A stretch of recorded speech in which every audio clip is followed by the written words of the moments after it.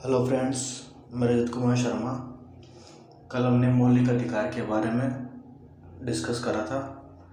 हमने कल ये पढ़ा था कि 6 प्रकार के मौलिक अधिकार होते हैं और वैसे तो टोटल 7 थे संविधान में, लेकिन 44वीं संविधान संशोधन 1978 द्वारा 7वां मौलिक अधिकार संपत्ति का मौलिक अधिकार हटा दिया गया था।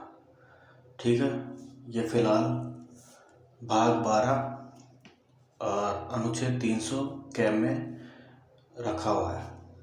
ठीक है, तो चलिए, जो कल हमने 6 मौलिक अधिकार पढ़े थे उनमें से पहला मौलिक अधिकार समानता का अधिकार के बारे में डिस्कस करते हैं। देखिए, जो पहला मौलिक अधिकार है समानता का अधिकार, ये समानता की बात करता है। मतलब लोगों में भेदभाव ना हो, राज्य सभी के साथ समान व्यवहार करे। लेकिन इसमें कुछ अपवाद है। राज्य विशेष लोगों के साथ कुछ रियायतें भी देता है, ठीक है, और समान व्यवहार नहीं करता। लेकिन वो इसलिए क्योंकि वो कमज़ोर वर्गों के लोग हैं, कमज़ोर तबकों के लोग हैं, जो उनको विशेष रियायतें देनी पड़ती है राजस्थान सरकार को, राज्य को। देखिए, समानता का अधिकार 14 से 18 तक में है। अनुच्छेद 14, विधि के समक्ष समानता। देखिए, विधि के समक्ष समानता का अर्थ है कि कानून के समक्ष सभी समान है। ठीक है, कानून के समक्ष कोई भी बड़ा या छोटा नहीं है। न्यायपालिका सभी के समक्ष समान व्यवहार करेगी। और ये नकारात्मक भी है। नकारात्मक कैसे? कि राज्य कमज़ोर लोगों के साथ विशेष व्यवहार करता है और जो नॉर्मल लोग हैं उनके साथ विशेष व्यवहार करता है। ठीक है, जैसे कमज़ोर तबके के लोग, जैसे स्त्री हुई, बच्चे हुए, तो उनको विशेष रियायतें प्रदान करेगा। जैसे आर्थिक रूप से कोई कमज़ोर वर्ग के लोग हैं, उनके लिए विशेष रूप से प्रयास करेगा उनकी मदद करने के लिए। तो ये नकारात्मक अवधारणा है इसकी। ये ब्रिटेन से ली गई है। देखिए, ब्रिटेन से जो भी अवधारणा ली गई है विधि के समक्ष समानता, ये राज्य को मजबूत बनाती है। जबकि विधि के समान संरक्षण ये सकारात्मक पहलू है और संयुक्त राज्य अमेरिका से ली गई है। ठीक है, ये नागरिकों को सशक्त बनाता है। ब्रिटेन से ली गई जो अवधारणा है वो राज्य को सशक्त बनाती है, और जो अमेरिका से ली गई अवधारणा है वो नागरिकों को सशक्त बनाती है। विधि के समान संरक्षण से मतलब क्या है? देखो, विधि के समान संरक्षण से मतलब है कि राज्य समान लोगों के साथ समान व्यवहार करेगा, विशेष लोगों के साथ विशेष व्यवहार करेगा।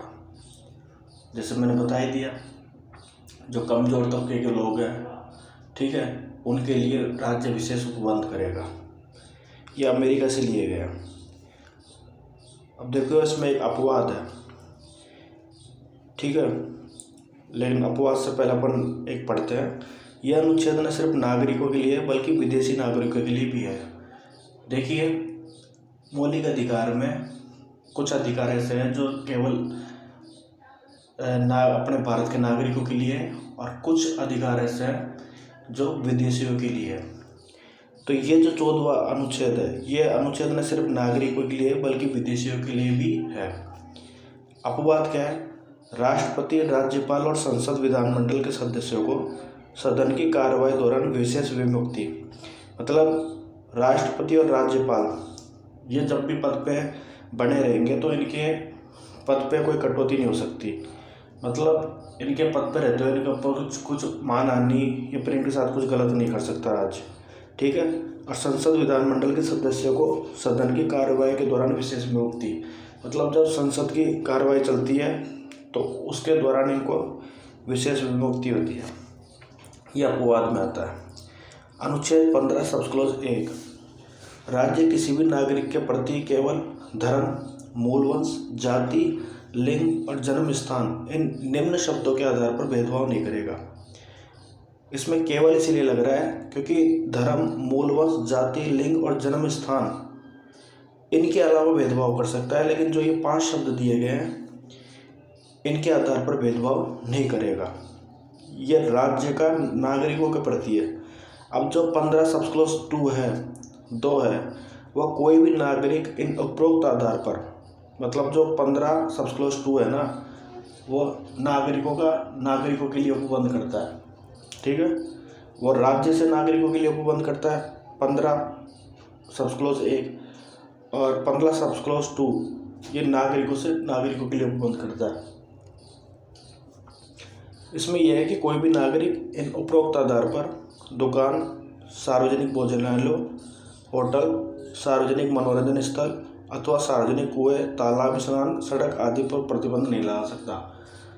मतलब कोई भी एक नागरिक दूसरे नागरिकों पर दुकान, सार्वजनिक भोजनालय, होटल या किसी भी ऐसा स्थल या सार्वजनिक एक ऐसी जगह, वहाँ पर उसके साथ भेदभाव नहीं कर सकता, उसके ऊपर प्रतिबंध नहीं ला सकता। मतलब सभी को हर जगह आवाजाही स्वतंत्र है, कोई कहीं भी आ जा सकता है, कोई किसी भी दुकान में जा सकता है, किसी भी भोजनालय में बैठ सकता है, किसी भी मनोरंजन स्थल पर जा सकता है, सार्वजनिक कुएं पर जा सकता है, उसके साथ कोई भेदभाव नहीं करेगा नागरिक। तो जो अनुच्छेद 15 सब क्लॉज 1 है, यह राज्य को नागरिकों के प्रति, और अनुच्छेद 15 सब क्लॉज 2 है, ये नागरिकों के प्रति बताया गया कि राज्य नागरिकों के प्रति भेदभाव नहीं करेगा।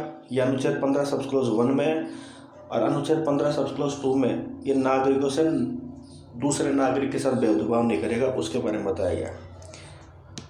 अब आएगा 15 सब क्लॉज 3, राज्य स्त्री और बच्चों के लिए विशेष व्यवस्था करेगा।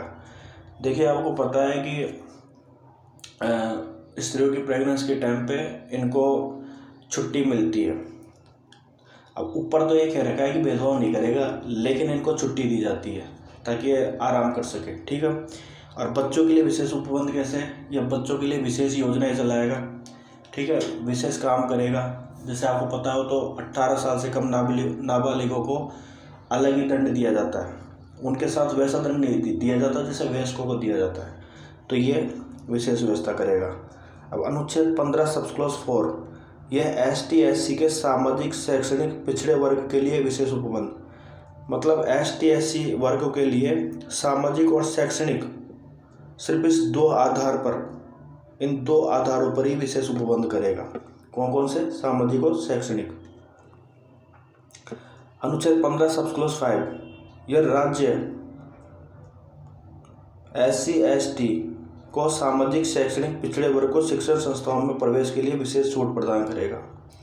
ठीक है, SC ST के लोगों के लिए सामाजिक और शैक्षणिक पिछड़े वर्ग को, देख लीजिए 2 आधार पे ही होंगे, सामाजिक और शैक्षणिक पे, तीसरा आधार नहीं होएगा। इन पिछड़े वर्ग को शिक्षण संस्थाओं में प्रवेश के लिए विशेष छूट प्रदान करेगा। ये बाद में जोड़ा गया है 93वें संविधान संशोधन 2005 द्वारा। ये जो बात बता रहा हूँ ना 15 सब क्लॉज 5, देखो सब क्लॉज मतलब ये होता है कि बाद में जोड़े गए हैं। अनुच्छेद 16, लोक नियोजन में अवसर की समानता, ये सरकारी नौकरियों में आरक्षण की व्यवस्था करता है अनुच्छेद 16। इसमें 16 सब क्लॉज 1, लोक नियोजन में सभी के लिए समान अवसर होंगे।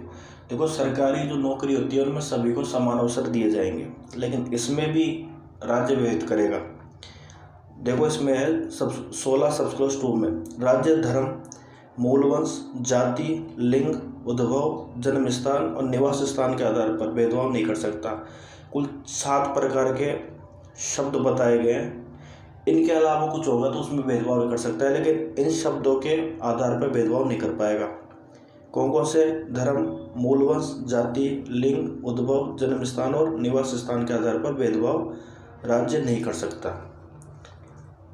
तीसरा है 16 सब क्लॉज 3, संसद किसी भी राज्य विशेष के लिए निवास की शर्त आरोपित कर सकता है। जैसे किसी विशेष राज्य है तो उसमें राज्य चाहे कि जैसे किसी का गवर्नमेंट का वैकेंसी का कोई फॉर्म निकले तो राज्य उपबंध कर सकता है कि ये हमारे राज्य के नागरिक इसमें फॉर्म अप्लाई कर सकते हैं, किसी और राज्य के नहीं। ये भी बाद में जोड़ा गया। जो भी सब क्लॉज दिख रहे हैं ना, सब बाद में जोड़ा गया। 16 सब क्लॉज 4, राज्य पिछड़े वर्ग के लिए आरक्षण का प्रावधान करती है। ठीक है, राज्य पिछड़े वर्ग के लिए आरक्षण का प्रावधान करती है, मतलब जो भी कमज़ोर तबके के लोग हैं उनके लिए आरक्षण का प्रावधान करती है। देखिए, सरकारी नौकरियों में आरक्षण जो शब्द है उसका सीधा सा आधार 16 सब क्लॉज 4 है। 16 सब क्लॉज 4 के आधार पे ही सरकारी नौकरियों में आरक्षण है। ठीक है, ये मैं नोट लगा के बता रखा है। 16(4) सब क्लॉज क्या है? अब ये 16 सब क्लॉज 4 का भी एक उसके जस्ट नीचे ही है, मतलब इसमें भी संशोधन हो गया। 16(4) सब क्लॉज क्या है माना गया है, ये 16 सब क्लॉज 4 का ही भाग है। राज्य सेवाओं में पर्याप्त प्रतिनिधि नहीं होने पर ST/SC को पदोन्नति में आरक्षण दे सकती है। जैसे कोई डिपार्टमेंट में कोई ST/SC के कोई लोग हैं, वो किसी पोस्ट पे, अब जैसे उनका प्रमोशन होता है ना, तो उस प्रमोशन में भी उनको आरक्षण है। ये कब जोड़ा गया? 77वां संविधान संशोधन 1995 द्वारा। अब दूसरा है 16(4) सब क्लॉज ख, ये भी 16(4) सब क्लॉज क का ही भाग है। इसमें ये लिख रखा है कि बैकलॉग को बढ़ने के लिए 50% तक सीमा तय कर सकती है। मतलब बैकलॉग कैसे? जैसे कोई रिजर्वेशन सीट है, वो इस बार इस वैकेंसी में नहीं भराक में आई, तो वो अगली बार भराक में आएगी, तो उसमें 50% तक सीमा तय की गई है। उससे ज़्यादा होएगी तो वो सही नहीं माना जाएगा। यह कब जोड़ा गया? 81वें संविधान संशोधन 2002 द्वारा। इसमें पिछड़े वर्ग को सिर्फ सामाजिक और शैक्षणिक आधार पर ही आरक्षण की व्यवस्था करता है। ठीक है, इसके अलावा और कोई व्यवस्था नहीं करता। आ सकता है एग्जाम में कि 4 ऑप्शन दे सकता है, उसमें सिर्फ आपको यही करना है कि सामाजिक और शैक्षणिक के आधार पर ही आरक्षण के प्रावधान करता है, इसके अलावा अन्यथा किसी से भी आरक्षण का प्रावधान नहीं करता राज्य। ठीक है, प्रथम पिछड़ा वर्ग आयोग, यह इंपॉर्टेंट है। यह कब बना? 1993 में। अध्यक्ष कौन थे? काका कालेकर। द्वितीय पिछड़ा वर्ग आयोग कब बना? 1989 में, बीपी मंडल की अध्यक्षता में। इन्होंने 1980 में सिफारिश करके OBC को 27% आरक्षण का प्रावधान किया था। ठीक है, फिर 10 साल का अंतर आया था इसके अंदर, जिसमें इंदिरा गांधी की सरकार बन गई, राजीव गांधी की सरकार बन गई। उसके बाद 1990 में BP सिंह द्वारा 27% आरक्षण लागू हो गया। उसके बाद 1991 में PV नरसिम्हा राव की सरकार ने EVS को 10% आरक्षण दिया, इकोनॉमिकल बैकवर्ड क्लासेज। इसका मतलब यह है कि जो भी आर्थिक रूप से कमज़ोर है ना, चाहे वो स्वर्ण जाति का हो चाहे किसी अदर कास्ट का हो, उसको आरक्षण दिया जाएगा 10%। नोट 76वां संविधान संशोधन 1994 में यह प्रावधान किया गया कि तमिलनाडु में 69% आरक्षण लागू है, वहाँ पे 69% आरक्षण दिया गया है, और यह 9वीं अनुसूची में डाली हुई है ये बात। ठीक है, ये बात है 69% आरक्षण, ये 9वीं अनुसूची में डाली गई है। अब देखा इंदिरा साहनीवाद। इंदिरा साहनीवाद क्यों है, ये किस लिए आया? इंदिरा साहनीवाद, इसने ये प्रावधान को एक्सेप्ट किया कि हाँ OBC को 27% आरक्षण का प्रावधान लागू किया गया, लेकिन इन्होंने जो 1991 में PV नरसिम्हा राव की सरकार थी, जिन्होंने इकोनॉमिकल बैकवर्ड क्लासेस के आधार पर 10% आरक्षण को लागू करने की बात बोली थी, उसको इन्होंने निरस्त कर दिया। ठीक है, देख लो इसमें लिख रखा है, इस मामले में कहा गया है कि 50% से ज़्यादा राज्य आरक्षण नहीं दे सकती और EBC के आरक्षण को रद्द कर दिया गया। ठीक है, अब 50% आरक्षण से ज़्यादा आरक्षण नहीं दे सकती, ये बता तो रखा है, लेकिन 69% तमिलनाडु में लागू है। मैं वो ही कह रहा हूँ, राज्य विशेष उपबंध कर सकती है, इसमें कुछ अपवाद भी है, इसलिए तो मैंने बोला विधि के समक्ष समानता ये नकारात्मक है, वो नकारात्मक इसलिए ही है। अनुच्छेद 17 अस्पृश्यता या छुआछूत का अंत। अनुच्छेद 17 अस्पृश्यता का शब्द का उल्लेख करता है, हालांकि संविधान में अस्पृश्यता शब्द लिखा हुआ नहीं है। ठीक है, और इसको छुआछूत भी कहते हैं। यह एक दंडनीय अपराध है। कहीं भी ये पता चल गया कि अस्पृश्यता या छुआछूत का मामला आ रहा है तो वो एक दंडनीय अपराध माना जाता है। इसका एक एक्ट भी है 1955 का एक्ट। 1976 में इस शब्द को, मतलब इस शब्द का मतलब संविधान में है नहीं ये शब्द, इसका दूसरा नाम कर दिया गया है नागरिक अधिकार का संरक्षण अधिनियम। मतलब सरकार भी नहीं चाहती कि अस्पृश्यता शब्द का कहीं भी प्रयोग हो, इसलिए इन्होंने इस शब्द के स्थान पर इसको डिस्प्लेस कर दिया नागरिक अधिकार संरक्षण अधिनियम के तहत। देख लो नोट में लिख रखा है, यह शब्द संविधान में नहीं है। अनुच्छेद 18 उपाधि का अंत। अनुच्छेद 18 उपाधि का अंत के बारे में बताया गया है। जैसे पहले आपको पता हो रॉबिन हुड, वो लॉर्ड क्लाइव और नाइट हुड की उपाधि, राव मेजर तो क्या, राव की उपाधि जो पहले ब्रिटिश काल में जो उपाधि दी जाती थी ना, तो वो उपाधियों का अंत इसमें कर दिया गया है। सिर्फ सेना और शिक्षा के अलावा कोई उपाधि प्रदान नहीं करेगा। सेना में कैसे कर्नल रहा, ठीक है, और शिक्षा में जैसे डॉक्टर की पीएचडी उपाधि रही, ठीक है, ऐसे जैसे सेना में परमवीर चक्र है, शौर्य चक्र है, तो ये सेना में हो गया, और शिक्षा में पीएचडी डॉक्टर की उपाधि, इनके अलावा कोई उपाधि राज्य प्रदान नहीं करेगा। और देखिए, अगर विदेश से भी अगर आप कोई नागरिक उपाधि लेना चाहे ना, तो पहले राष्ट्रपति से उसकी सलाह लेना वाजिब है। मतलब पहले राष्ट्रपति से सलाह ली जाएगी, उसके बाद ही वो विदेश से उपाधि ग्रहण करेगा कोई नागरिक अपने देश का, ठीक है। तो फ्रेंड्स, ये था, ये अपन ने आज इसको पढ़ा है। 14 से 18 तक का अनुच्छेद।